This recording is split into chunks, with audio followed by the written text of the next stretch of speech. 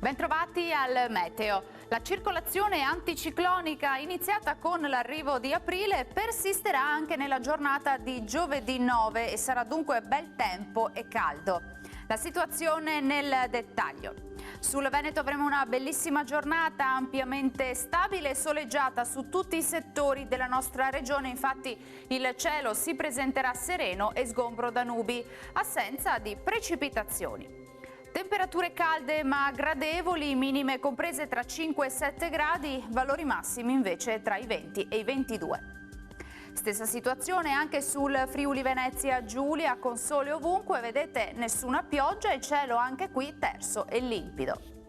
Temperature minime tra 7 e 9 gradi, massime invece tra i 21 e i 23. Poche novità infine sul Trentino Alto Adige, anche qui sarà soleggiato dappertutto e come vedete la nuvolosità sarà assente.